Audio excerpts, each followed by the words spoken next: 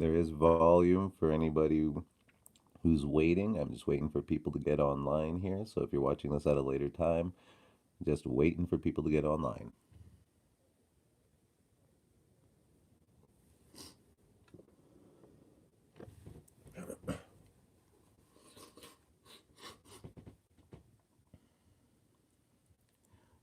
Hey, hey, Mr. Randy, how's it going? Rachel.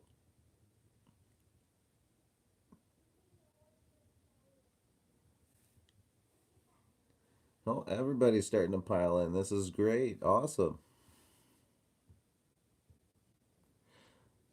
Okay, guys, so this is a big one. This is a much larger one than normal.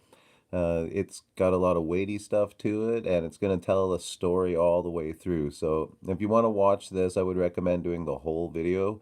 I recommend doing all my videos because I tell a point all the way through and they build upon other points. But this one specifically is telling a huge narrative, understanding history, and kind of the overall plot lines, kind of how and where they come from. So take the time to watch this one all the way through because parts build upon other parts to build upon other parts so that when we get to the end, we make a grand point. So without going much further, how many people we got in the room here? We're a couple minutes. Not bad. We can get to this. Alrighty. So the Merovingians were a dynasty of Frankish kings descended according to tradition from the Merovich, chief of the Salian Franks.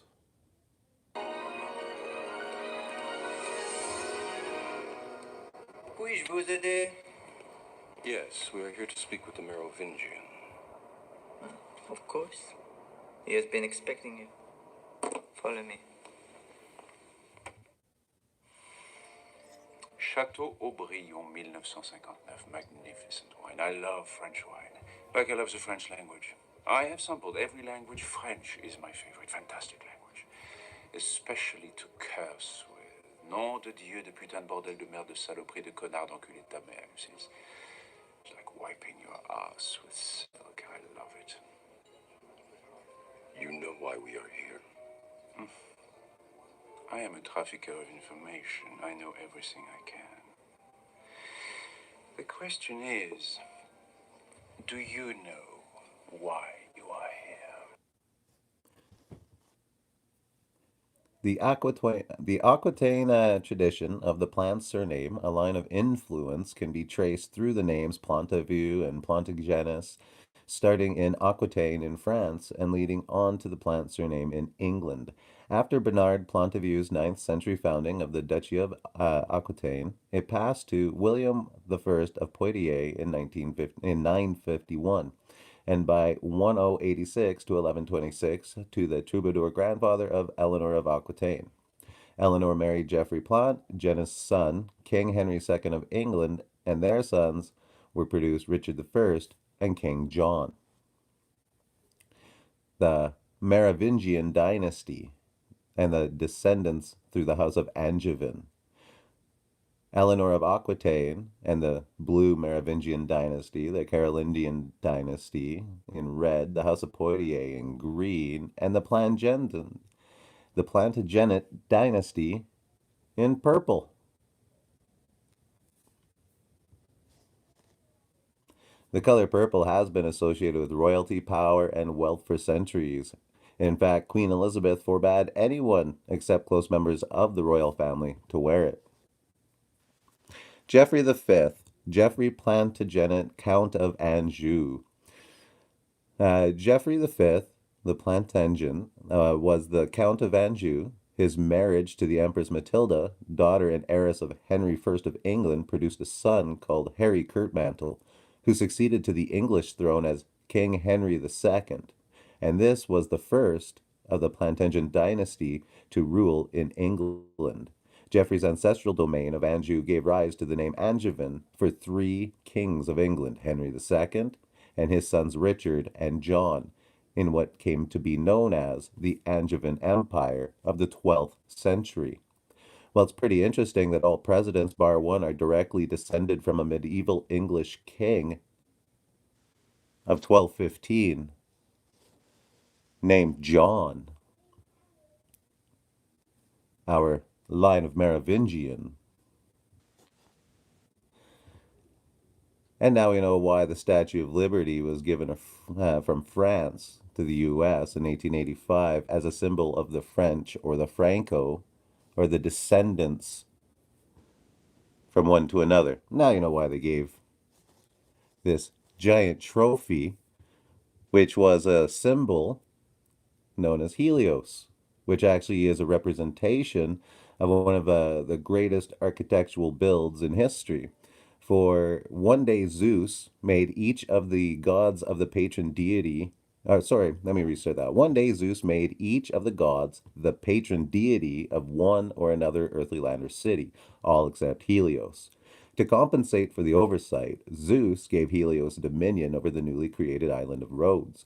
There, the sun god's three grandsons ruled and gave their names to the three largest cities.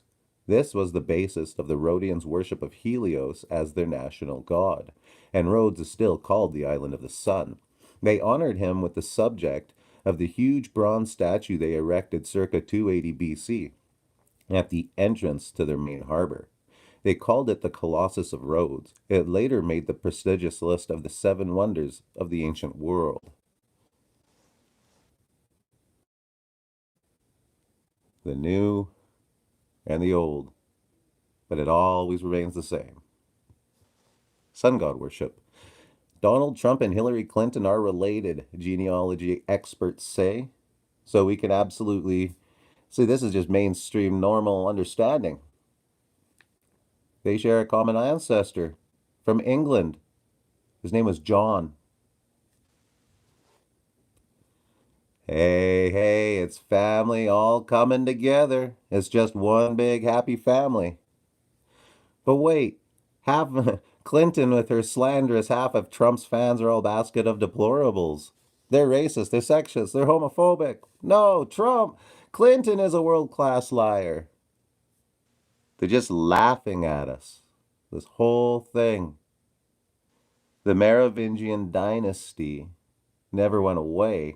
Its bloodline is hiding behind the scenes, reigning and ruling right in front of us. Playing games as Trump threatens to imprison Clinton if elected. Yeah, I don't think that was ever real. They're laughing at us. Can you believe that that was what they're thinking? They're sitting there going, do you believe they thought we were going to throw Hillary in jail? They're family. This is one big family. Donald Trump Jr. poses Crusader symbol image amid the Mideastern turmoil. He was criticized after posting to Instagram a picture in which he posed with an assault rifle bearing a heraldic Jerusalem or fivefold cross, as carried by medieval knights on a crusade in the Holy Land. But wait, Trump, you know, they hate each other, but they love each other, right? Like it we've got to see this game has been going on for a very, very long time. Back at the beginning of the Merovingian dynasty, and it continues on to today, just under different names. Hillary Clinton photographed here and described by Trump, saying Hillary Clinton, and to Donnie Jr., and to Eric, and then finally he's there and says that the First Lady is a wonderful woman who has handled pressure incredibly well.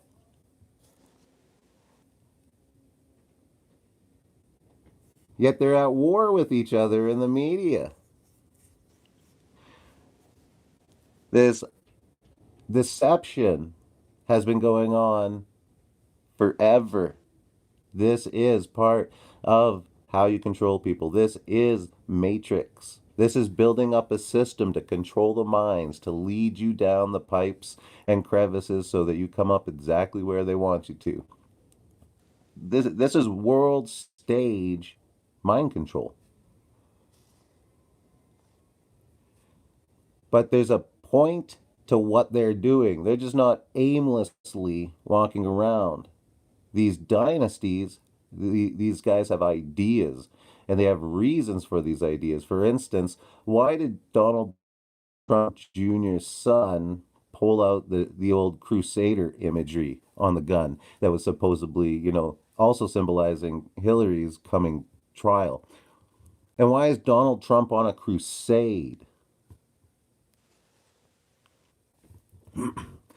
We need to take a look at the founding order of the Temple of Solomon and where it came from in order to understand why Donald Trump is on a crusade. The founding origins of the Knights Templar. The real founding origins of the Knights Templar, revealing the true missions and character of the order, proving it became an independent sovereign principality in 1120 AD and reconfirmed in 1139. That's right, the Templars were founded in 112. The idea of the Templars as crusaders is proven to be very different than commonly described. The First Crusade was fought almost 20 years before the Templar Order was established under the Kingdom of Jerusalem in 1118.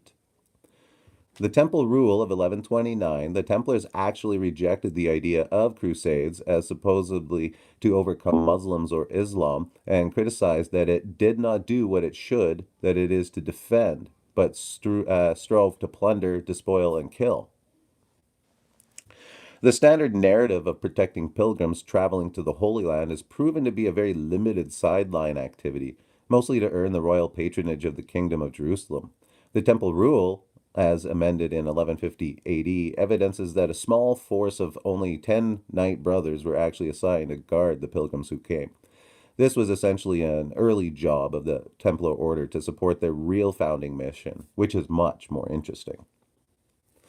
The foundations of the Templar Order were actually royal patronage of the Kingdom of Jerusalem in 1118 AD. So again, the Templar Order comes from royalty by the Kingdom of Jerusalem, elevated to full royal protection in 1120 AD, becoming a high court for the crown regency as defenders of kingdoms in 1129, recognized by the Vatican and received additional sovereign protection from the Vatican in 1139. The power of the ancient knowledge. The founding Templar Knights, as a direct result of their initial archaeological findings, excavated the historical Temple of Solomon, established the Order of the Temple of Solomon, and named after the temple as the source of their authority. They then lived mostly underground, studying the temple throughout 9 years. The resulting time frame revealed that these facts is highly significant, for the Templars resurfaced from excavations on the 9th year. After the order being established under royal patronage to the Kingdom of Jerusalem, the Vatican gave additional patronage to the Templar Order, ratifying the Temple Rule as a papal decree in 1129 on the 11th year of the order's establishment. This means that the Vatican granted the Templars what many historians call unprecedented power or unlimited power. A short 2 years after they resurfaced from the temple, only 1 year after they would have finished sufficient processing of their archaeological discoveries. So, this historical Temple of Solomon, what did they find? The archaeological site excavated by the founding Knights Templar was in underground layers of Temple Mount, also called Mount Moriah. This is the site of the first temple built by the King Solomon, which covered the full territory of Temple Mount, thus running underneath and all around later structures. This is the same site of the second temple reconstructed by King Herod as a replica of Solomon's temple. Herod's temple was destroyed by the Romans in 70 AD. The top of the Mount of the Old Jerusalem features the landmarks Dome of the Rock and the Al-Aqsa Mosque, adjacent to each other. Now, the temple was pharaonic Egyptian. This is a very interesting thing that people forget about. For Solomon married into Egypt.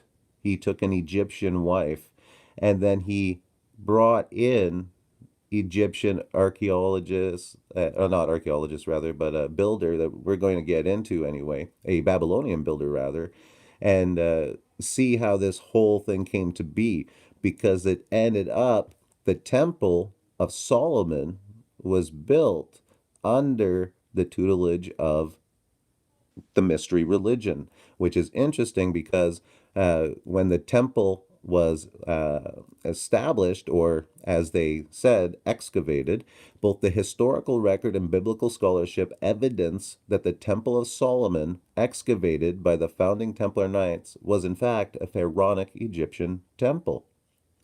According to Solomon, he was ruling king down through and thus including the region of Egypt. Archaeology of the 19th century confirms that Solomon ruled a kingdom that stretched from Egypt to Iraq, including both countries.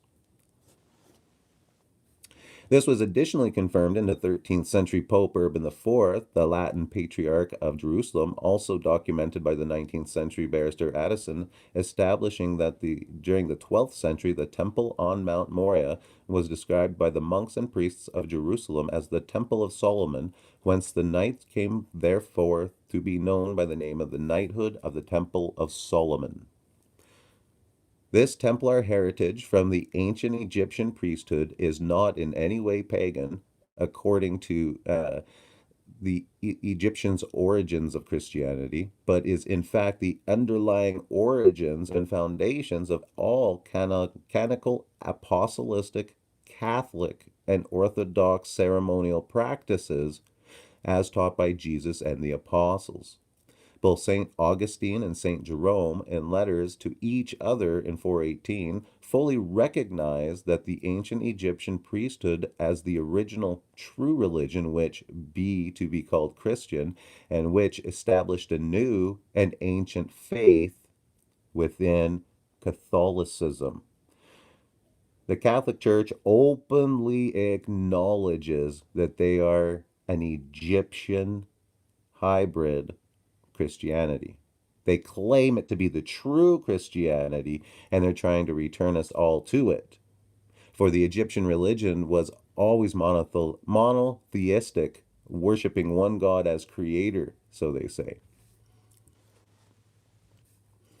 9 years of excavating the temple, many historians concluded that the first Knights Templar essentially stayed underground deep within the Temple of Solomon, mostly not surfacing except to send for supplies for several years.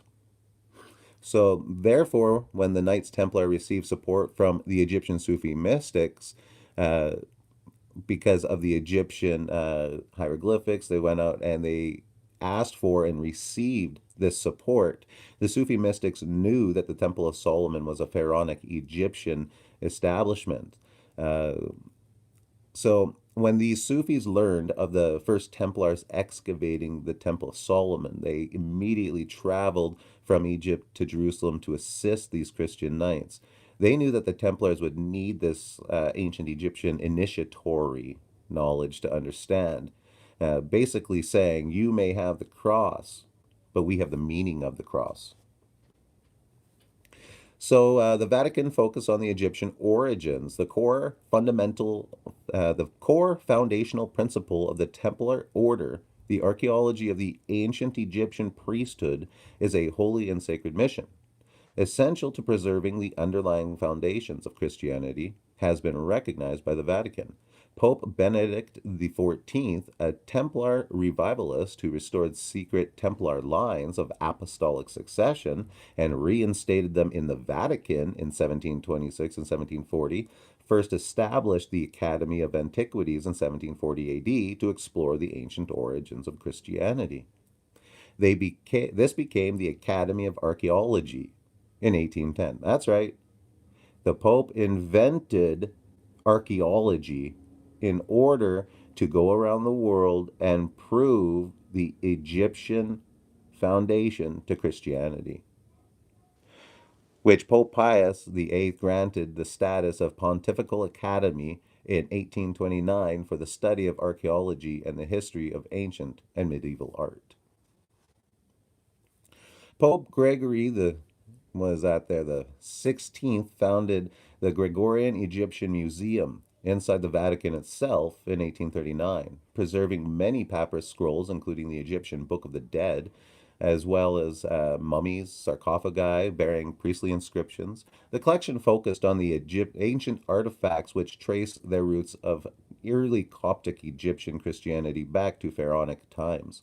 The Vatican Museum's management stated that the Pope's interest in Egypt was connected with the fundamental role attributed to this country by the sacred scripture in the history of salvation.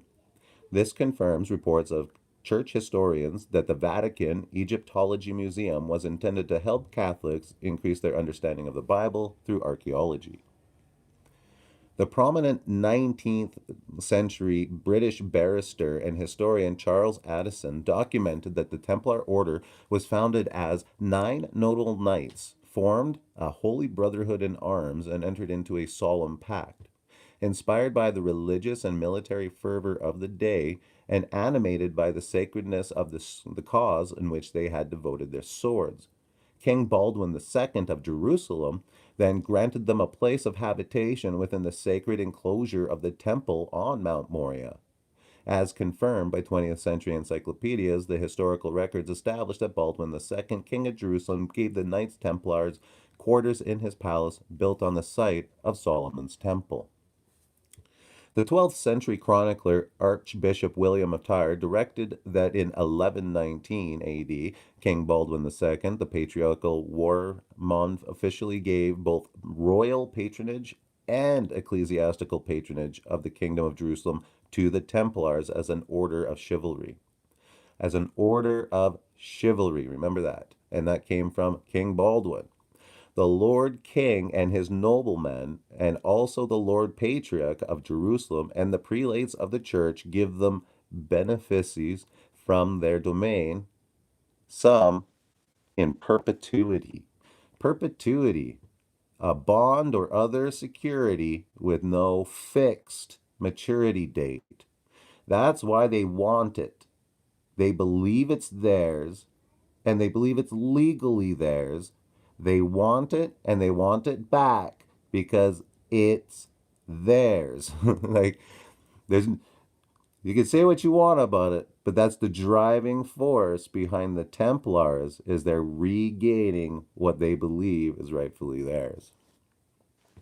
Elevated to full royal patronage, the Kingdom of Jerusalem granting special status of the Knights Templar in 1120 AD evidences an elevation of the Templar order to possessing full sovereignty in its own right. They're a kingdom. The Archbishop William of Tyre further documented that the official royal patronage of King Baldwin II and also ecclesiastical patronage by Patriarch Warmond was again reconfirmed at the Council of Nablus in 1120 AD and actually elevated the full sovereign protection of the Templar order exclusively under the Kingdom of Jerusalem. It's interesting, this Archbishop William of Tyre. I say that's interesting because Hiram, the Phoenician king of Tyre, who appears to in the Bible as an ally of the Israelite kings David and Solomon, and every reader of the Old Testament should be familiar with the story of how King Solomon, King Hiram of Tyre, and Hiram Abiff came together to build Solomon's temple in 966 BC. That temple became an integral part of Freemasonry, providing everything from the layout of the lodge, from its pillars of Jachin and Boaz, to the rituals of craft masonry, the royal arch, and the higher degrees. Hiram Abiff is the central character of an allegory presented to all candidates during the third degree in Freemasonry. Hiram is presented as the chief architect of King Solomon's temple. He is murdered inside the temple by 3 ruffians after they failed to obtain from him the master mason's secret password. Which brings us to Hiram Abiff, the master builder, who was described to us this way. And King Solomon sent and fetched Hiram out of Tyre. He was a widow's son of the tribe of Naphtali, and his father was a man of Tyre, a worker in brass, and he was filled with wisdom and understanding and cunning to work all works of brass. And he came to King Solomon and wrought out all his works. This image that we're looking at is what he built. This is an image of the Solomon Temple and photographed by Jeff Robinson of this intricately detailed scale model built by Alec Garand. This replica of Solomon's Temple measures 20 feet by 12 feet and he has dedicated 33,000 hours to building it. It's just very interesting how the Masons, right? They have to do these numbers. But this is the replica built by these guys who believe that the Temple of Solomon, as you heard, was created and built as a Masonic temple. Looks pretty familiar, doesn't it?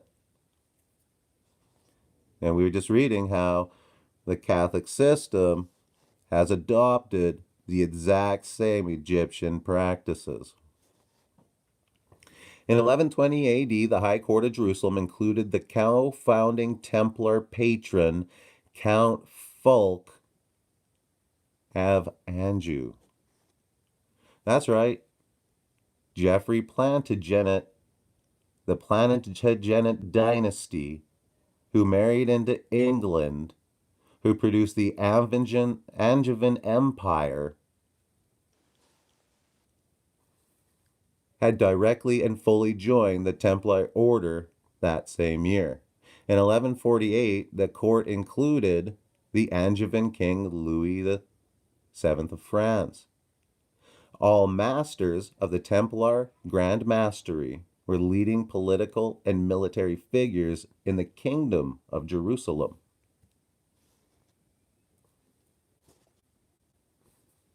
The Templars, under the Grand Master as disciples, pontificate of the Temple of Solomon, divine service dressed with the crown.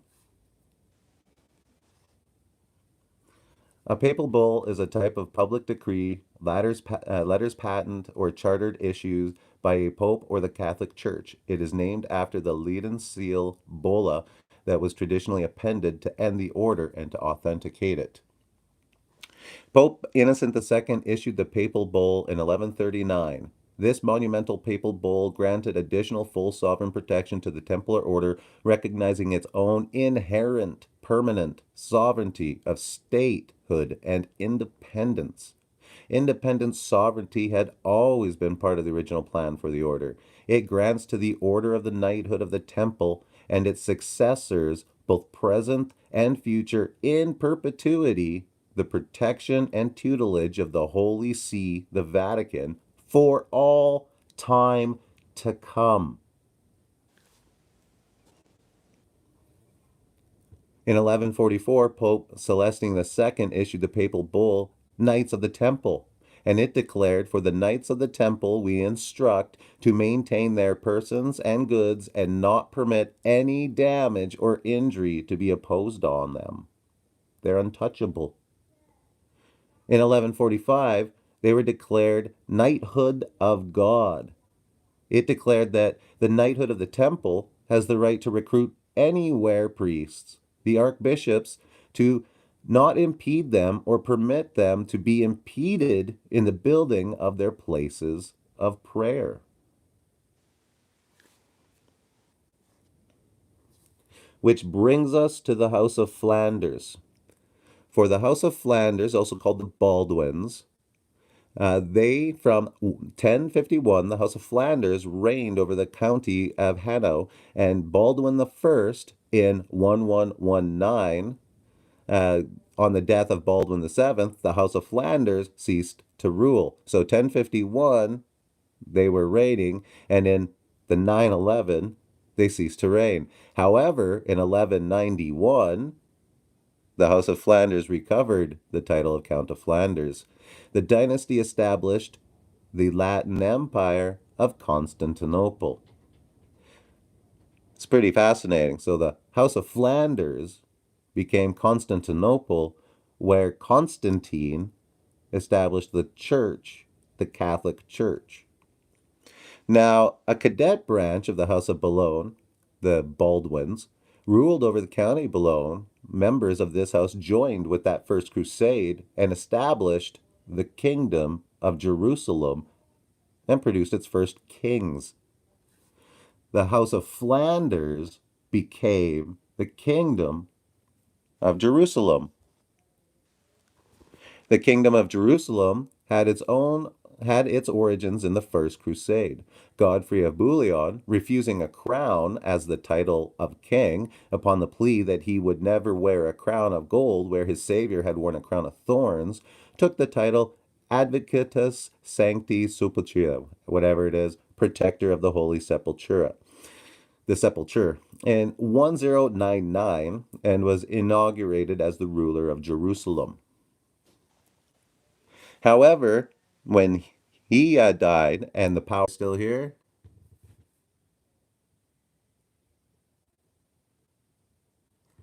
can you guys hear me? Am I back?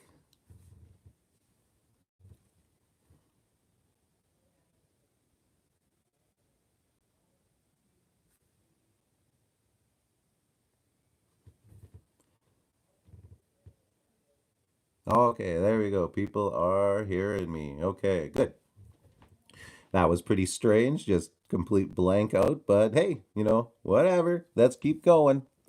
Okay, so the Baldwin of Jerusalem. So we were just looking at the king, the first king not wanting it, the first of the line of the Baldwins not wanting it, and now Baldwin the first, his brother, took up the mantle of king of Jerusalem and became Baldwin first of Jerusalem. Interestingly enough, he died in 1118.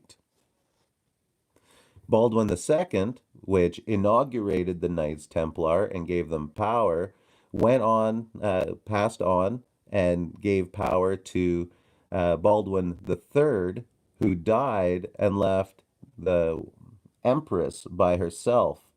Now, it's very interesting here because after King Baldwin III died, she married Fulk V, the Count of Anjou.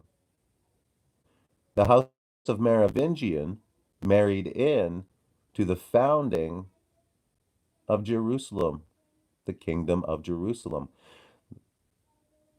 So I want that to sink in.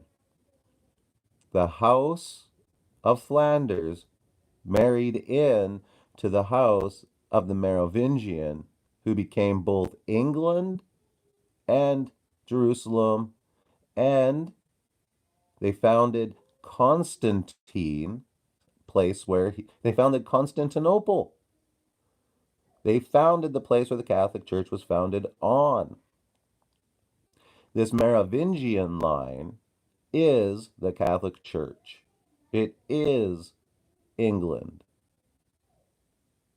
It is the Knights Templar. It's a big deal to understand this. That's why it all comes together, and this is one big happy family working together to work this out. This is old.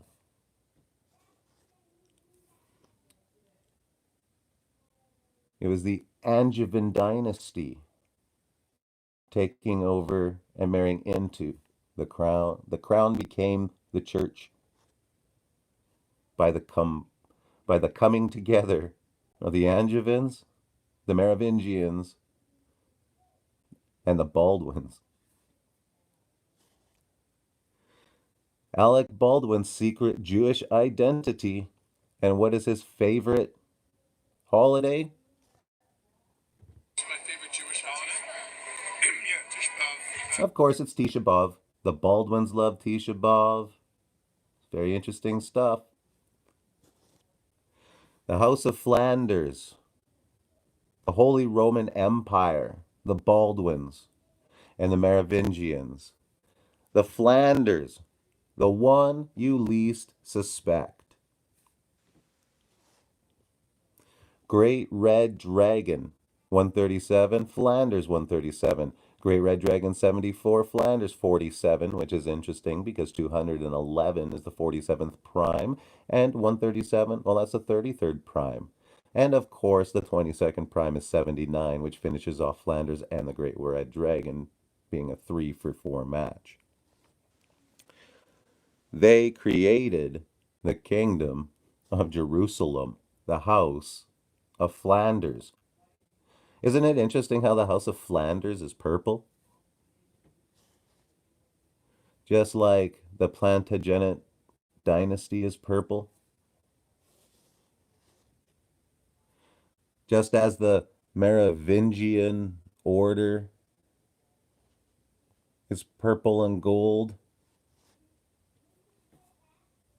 The symbols are hard to give up. They really don't change. This is why, sure, decoding stuff with gematria and stuff's really interesting, and I absolutely incorporate that into this, but this is not why I do it exclusively, because we need to know these symbols and where they come from and why they're there.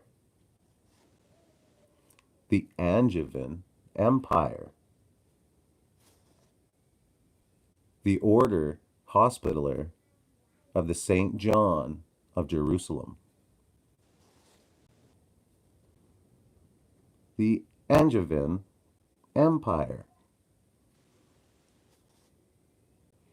The Knights Hospitaller, the Order of the Knights of Hospitaller of St. John of Jerusalem, commonly known as the Knights Hospitaller, was a medieval and early Catholic military order. The Order of St. John of the Hospital of Jerusalem has existed for almost 1,000 years. It was established in Jerusalem in the mid 11th century to care for the Christian pilgrims, and its role initially was entirely non combatant. But as the wars of the Crusades progressed, the order took on a military role, defending the Holy Sepulchre to the last drop of blood and fighting the infidel wherever one could find them. After 2 centuries there protecting Christian shipping and other interests in the region, they were driven out by the Ottoman Turks and continued as a bastion of Christendom in Malta. And through that is where they established the Knights of Malta.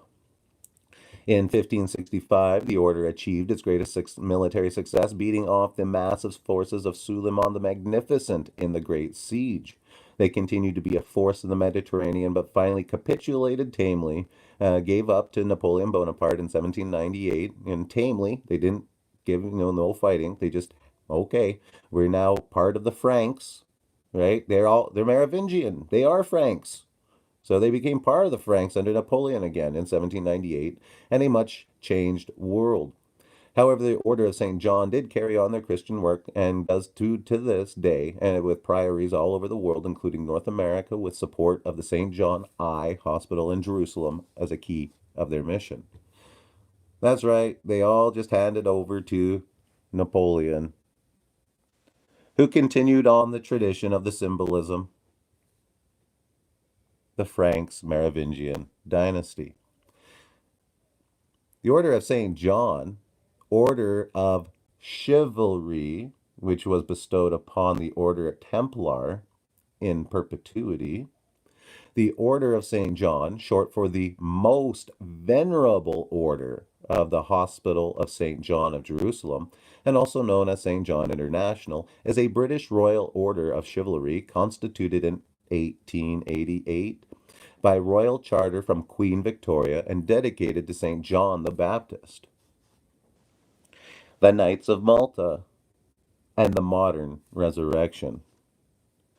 The corporation, the umbrella corporation. Our business is life itself. As I've trained as a physician scientist, we've been living this phenomenal digital and scientific revolution. And I'm here today to tell you that we're actually hacking the software of life and that it's changing the way we think about prevention and treatment of disease.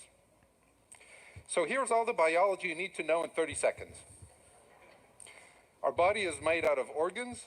Our organs are made out of cells.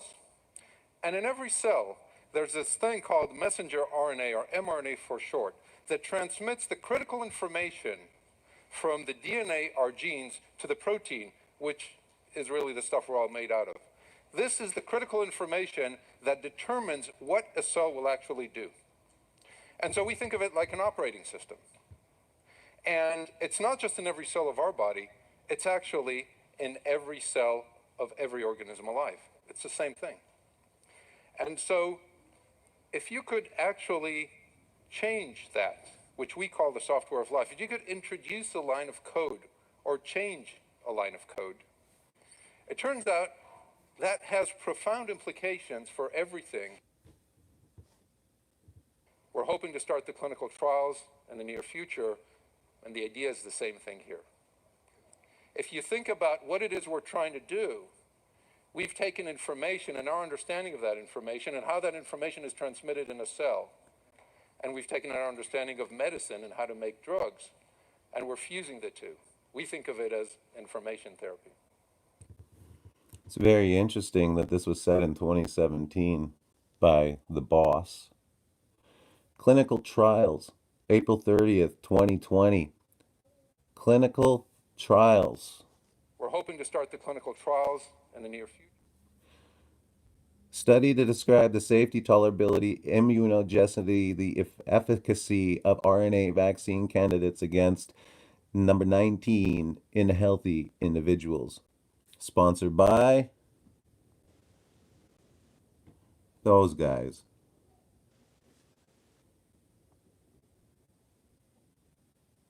We're hoping to start the clinical trials in the near future. This is a phase 1, 2, 3 randomized placebo-controlled observer blind dose finding vaccine candidate selection and efficacy study in healthy individuals. They're trying to see if they can inject people with stuff and then track them with it. This study consists of 2 parts. 1, to identify preferred vaccine candidates and dose levels, and 2 out of 3, an expanded cohort and efficacy part. The study will evaluate the safety, tolerability, and immunogenicity of 3 different groups. Wait, so there's a biological research lab with the exact same logo as the Umbrella Corporation right in the city where it was originated? And Corona is an anagram for raccoon? We're here today not just to talk about the future of this company. We're here to talk about its destiny. We're here to talk about the end of the world. One way or another, our world is coming to an end. And the question is, will we end with it? What do you propose? I propose that we end the world, but on our terms. An orchestrated apocalypse. One that will cleanse the earth of its population but leave its infrastructure and resources intact. It's been done once before, with great success. The chosen few will ride out the storm, not in an ark as in the book of Genesis, but in safety, underground. And when it's over, we will emerge onto a cleansed earth, one that we can then reboot in our image. Matrix is older than you know. As I was saying, she stumbled upon a solution whereby nearly 99% of all test subjects accepted the program as long as they were given a choice, even if they were only aware of the choice at a near unconscious level. While this answer functioned, it was obviously fundamentally flawed, thus creating the otherwise contradictory systemic anomaly that, if left unchecked, might threaten the system itself. Ergo, those that refuse the program, while a minority, if unchecked, would constitute an escalating probability of disaster. You are here because Zion is about to be destroyed. Its every living inhabitant terminated, its entire existence eradicated. Bullshit. Denial is the most predictable of all human responses. But rest assured, this will be the 6th time we have destroyed it. And we have become exceedingly efficient at it. Donald Trump is on a crusade. The octagon symbol of the Crusaders.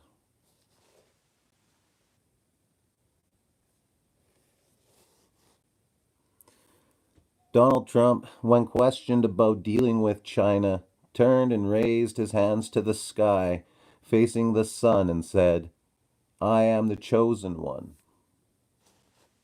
Does he really believe he is the chosen one? Well, he comes from the long line of chosen ones, Christ's, Messiahs. For Elizabeth Christ Trump was his grandmother. Frederick Christ Trump was his father. And the Persian Emperor Cyrus is the only foreigner in the Bible to be identified as the Messiah. or the anointed one of Yahweh, the Israelite God. The other people called Messiah or anointed in the Bible aren't designated Yahweh's Messiah, as Cyrus is, Cyrus the Great.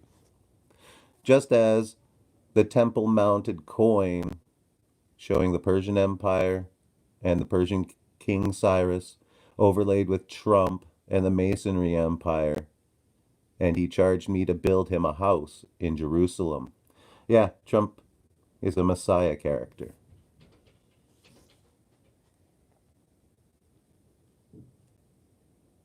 The Mason Empire.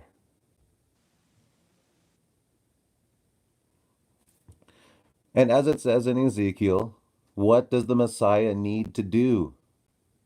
After he brought me to the gate, even the gate that looketh towards the east, and behold, the glory of the God of Israel came from the way of the east, and his voice was like a noise of many waters, and the earth shined with his glory. Now, the Messiah must then proceed through the golden gate. Big problem, though. The sealing of the golden gate. It was closed by the Muslims in 810, reopened in 1102 by the Crusaders, and was walled up by Saladin after regaining Jerusalem in 1187. Ottoman Sultan Suleiman the Magnificent rebuilt it together with the city walls, but walled it up in 1541, and it stayed that way. So the Golden Gate was walled up by Saladin and sealed, and it remained that way by Suleiman. So how did Trump make the decision to kill Suleiman? Trump chose to attack Soleimani after military leaders outlined Iranian plans, officials say. Suleiman, as in Soleimani, exact same word, exactly the same. Qasim Soleimani died on January 3rd, 2020, by Trump. Just as we saw at the famous Battle of Montesquieu, which was fought between the Ayyubids and the Kingdom of Jerusalem on November 1177. Interesting date, 111177. I say that's interesting because on November 17th, 2019, the 1117 patient 0 for COVID was discovered. The 16-year-old King Baldwin, Trump, who is a descendant of the mixture between the Maravinians and the Baldwins, Trump, 88, 8 plus 8 is 16, the 16-year-old King Baldwin, seriously afflicted by leprosy, and we're going through a serious pandemic, led out numbered Christian force against the armies of Saladin. Okay? Well, Trump killed Soleimani January 3rd, 2020. Trump is on a crusade. What's also interesting is on February 5th, 2020, so after the hit on Soleimani, Trump was acquitted of his impeachment trials. January 3rd, from Soleimani's death to February 5th, is exactly 33 days. February 5th is pretty interesting on its own, as it is the 36th day of the year and left 330 days in the year. And how January 3rd also was the third day of the year, and it left 363 days in the year. Might just be a coincidence, all those threes, though, right? Which brings up this interesting understanding of the ephod. An ephod was an artifact and an object to be revered in ancient Israelite culture and was closely connected with oracle practices. According to the Talmud, the wearing of the ephod atoned for the sin of idolatry. The high priestly garment. The ephod, a linen garment made of gold and purple. Well, if it's going to talk about, the redemption of sins, the sin of idolatry, there is no remission of sins without the shedding of blood. From January 3rd, the death of Suleimani, to January 26th, 2020, was 3 weeks and 3 days, and was the death of the Hebrew ephod, purple and gold wearing member of the House of Flanders. Kobe Bryant equals 113, and he wore the number 24. Baldwin, the first king of Jerusalem, died April 2nd, 42, in 1118.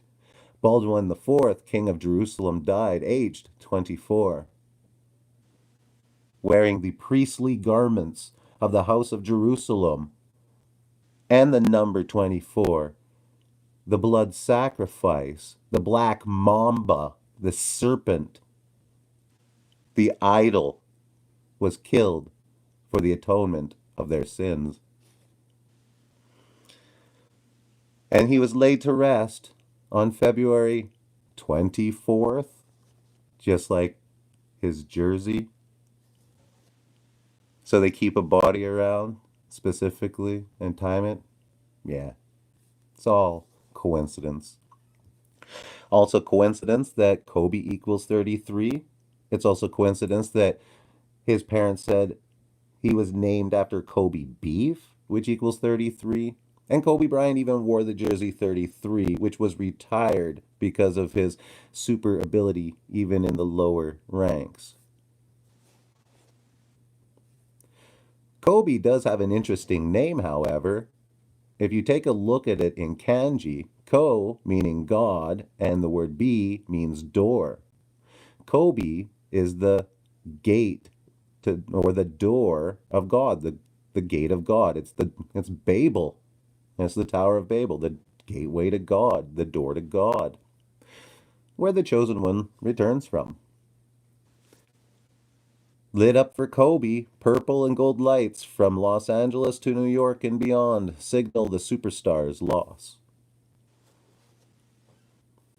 Donald Trump holds a copy of the poem The Snake prior to reciting it during the Making America Great Again on his 100th day in office.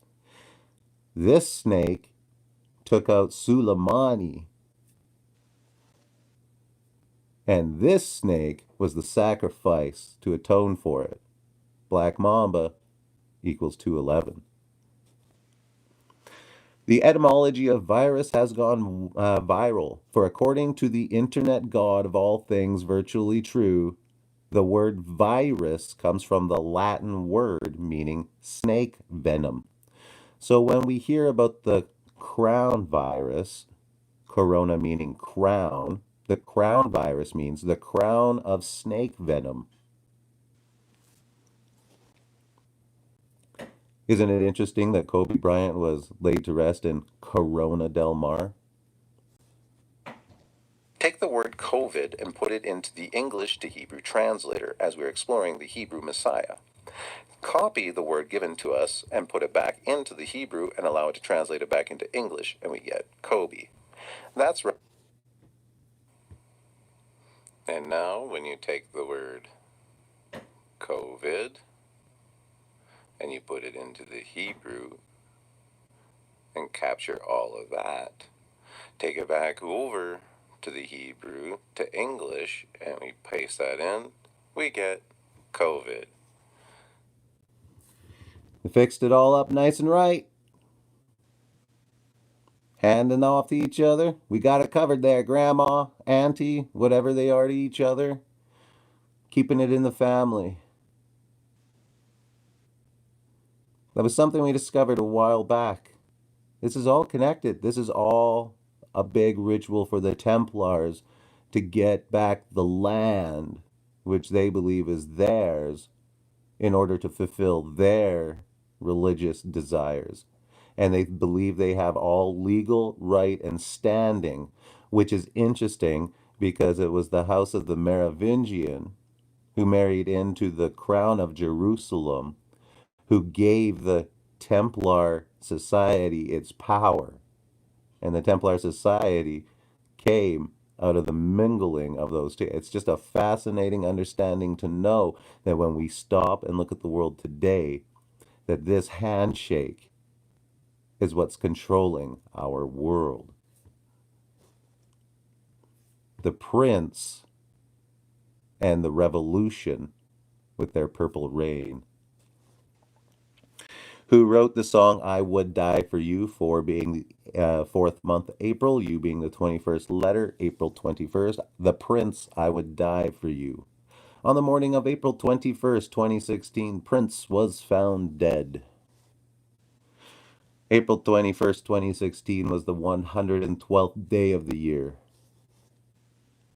And on April 21st, 2016, good old Grandma Queen Elizabeth, the Angevin Queen, turned 90.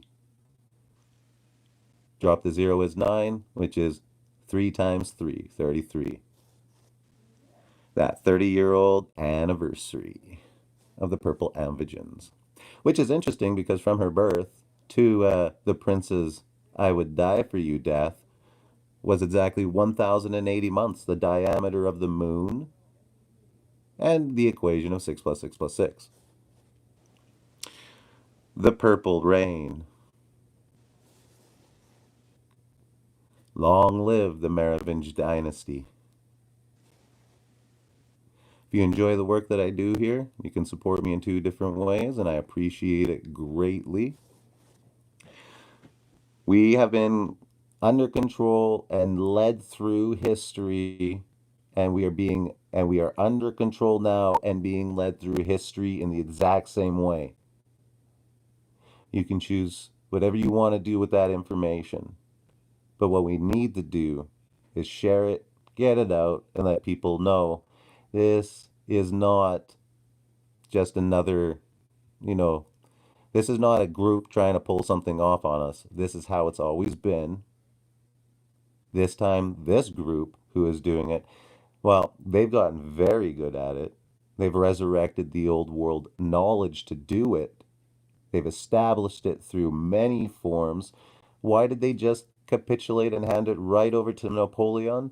Well, didn't he start the Enlightenment period through the French Renaissance movement?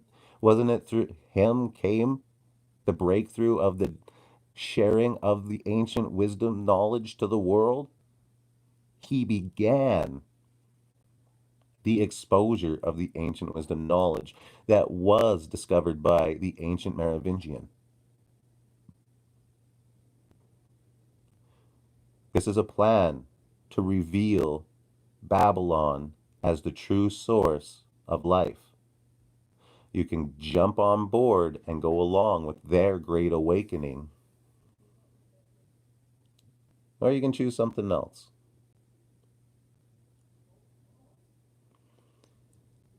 Very hard to show people, and this is a good video to do it, to get that mind to understand that Christianity, biblical Christianity, has nothing to do with any of that.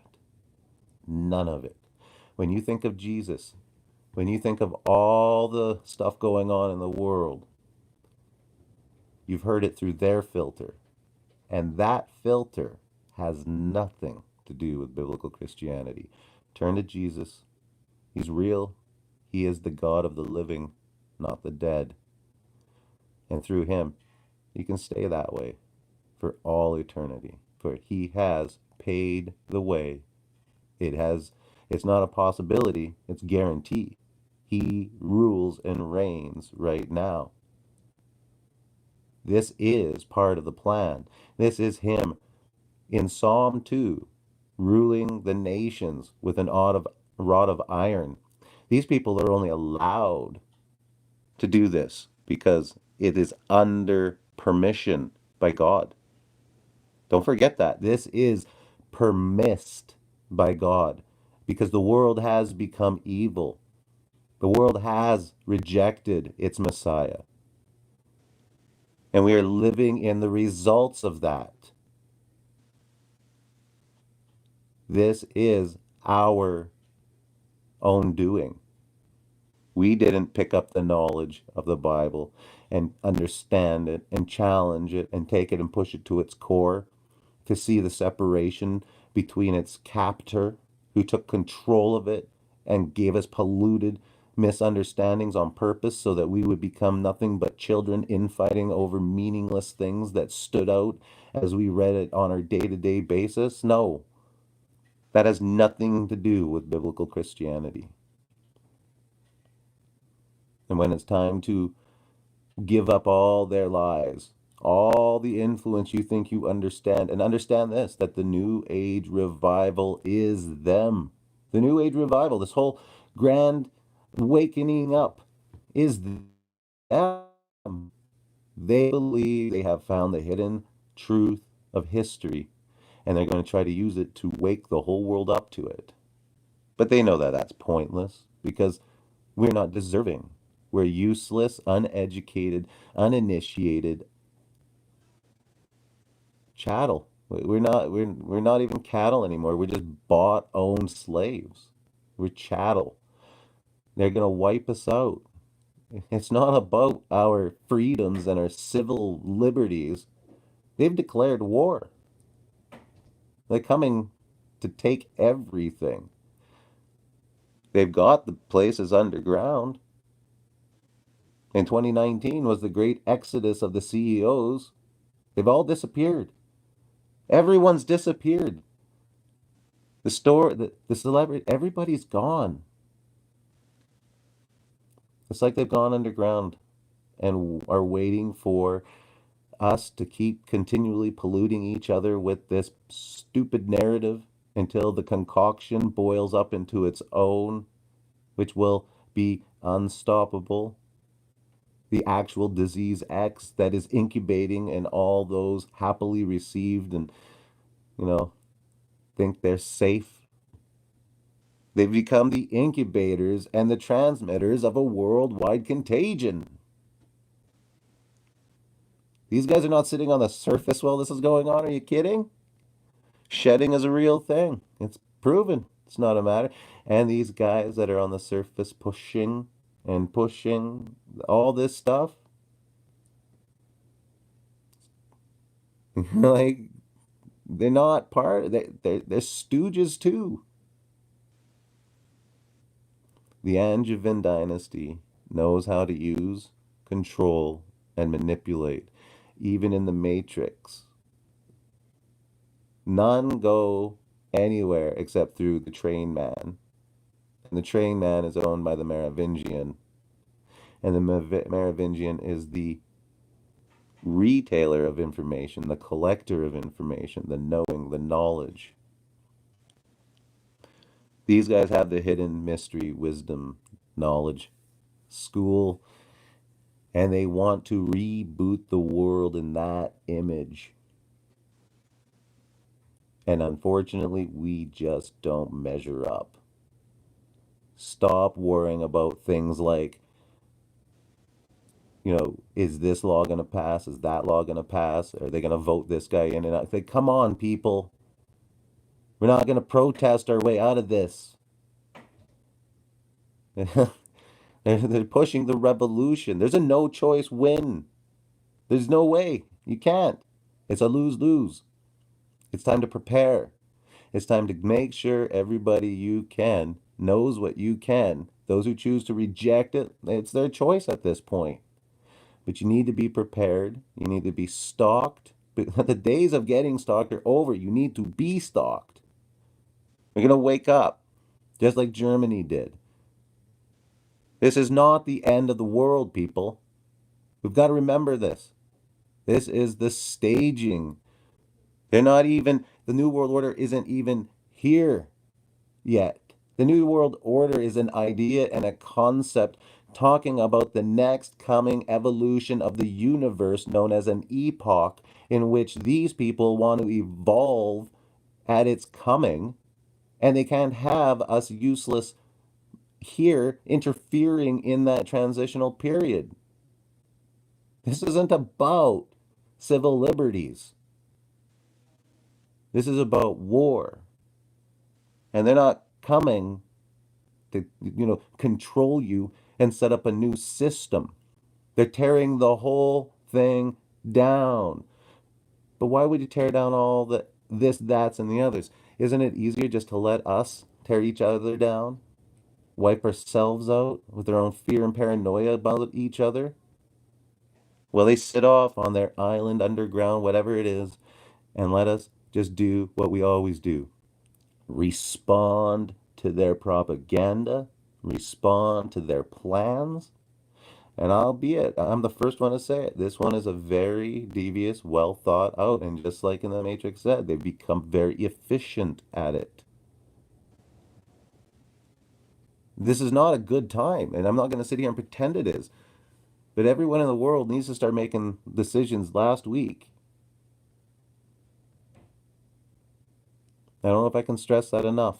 We can follow the truances of the Bible all the way to the bank. When vengeance is upon you, get out of the city. Flee. Go and find a place that removes you from destruction. There's nothing wrong with that. There's a biblical precept. At the same time, if you want to stand and fight, the biblical precepts are there as well. He who lives by the sword will die by it. He who leads into captivity goes to captivity. If you want to live by those things, then go ahead. Everyone's got choices and free will here, but we're at the point where the world is not going to wake up to the reality of what's going on. Do you honestly think and believe it will? No. It has become our jobs as believers in understanding in these things to prepare for those who aren't prepared. One, for those who want to come and steal, and those that you love that are going to come and want help. Now, you can be a good, smart, rational person all you want, or you can become overrun and over emotional with the situations that are at hand and try to look at controlling this. We're so far beyond this. Like, we were never in control, ever. They've always been in control. And if you want proof, just take your water away. They've always been in control. Take your water away because they're providing it. You didn't take any pipes out. You didn't line any. You don't have pumps that are taking water from the river and putting it into your house. They did. And you're paying them to bring it to your house. We have our generation alive in this world today in North America is bought and paid for, and everywhere in the Commonwealth would be virtually identical. We are looking at some places that are third world countries that they themselves, there are places in the world that know where we're going because they're already there, where they have to wake up and go and haul water to their houses by buckets, and sometimes there's no water to haul. They know where we're going because they're already there. It's the end of the world as we know it, not the end of the world. So however you prepare for it is up to you. But let's stop burying our heads in the sand here and look at the beast we're warring against. We're not going to convince a judicial system that passed illegal structures to right them. It's not going to happen. There is going to be a revolution. It is purposed. That revolution is going to be led by them as well. Problem, reaction, solution. This isn't the first time you've heard this. This isn't the last time you're going to hear this. They created the problem. Now we're reacting. Now we want the solution. They're going to come in and provide us our hero who will do it. Just as I've been saying they did in Germany, and it is being played out exactly the same right now. Wake up. This isn't about anything except creating their perfect world. Their Aryan race will evolve into their next epoch, and they're going to leave the rest of us behind. And those who will not go along with their plans as they test out all these things are just going to be put off. They're not going to be forgotten. They want a clear slate. And the 500 million they want, let's do the math. Let's do the math very quickly. Masons, Templars, Jesuits, royalty, police, Illuminati, all the brotherhood around the world. China.